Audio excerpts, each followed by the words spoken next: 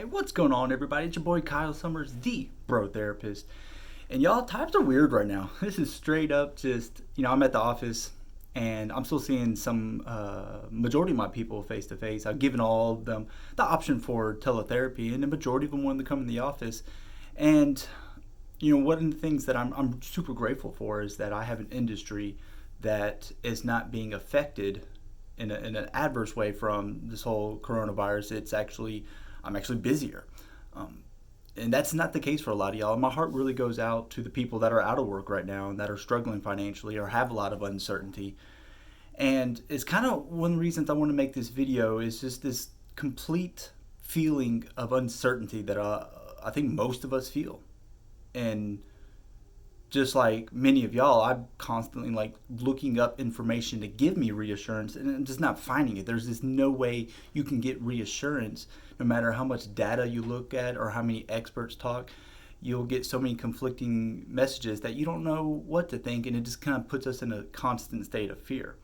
And so for those of y'all that are just struggling with that uncertainty and and being okay with it and being flexible despite it, talk to someone about it. Talk to a therapist. There's so many restrictions that have been removed for you to get counseling right now, whether it be face-to-face for a counselor or teletherapy, which a lot of people are electing to use, so that way you're not going to an office. And it's definitely something I encourage you to do. None of us really know what the hell is going on right now. None of us really know what to do, myself included. A lot of my clients, I feel like, are looking for me to give them an answer, and I'm just like, I don't know. But we can talk about it, we can process it, but I can't give you any reassurance because I don't flip it, no.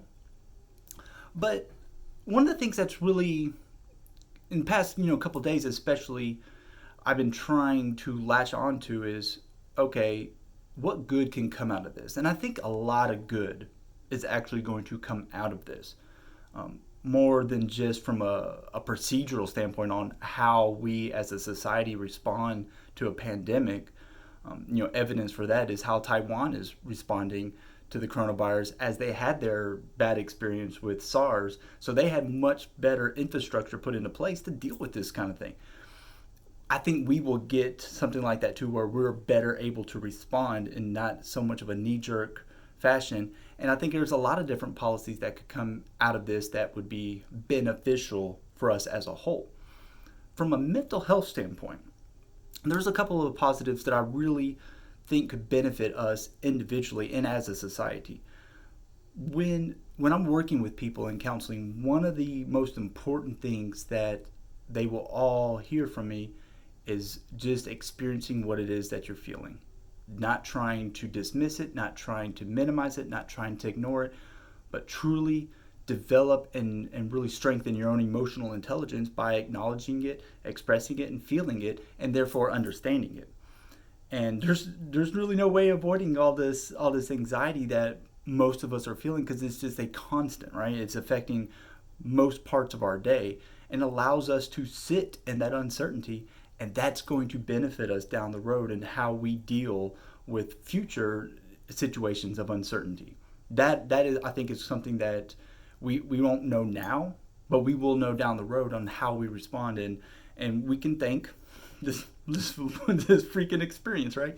The other thing that I hope, and I feel like it's happening just from the small pocket of people that I've talked to, is it's causing a lot of people to really be considerate about others. Now, obviously, when everything first started happening, you had people just going to the grocery store and just buying out all the shit.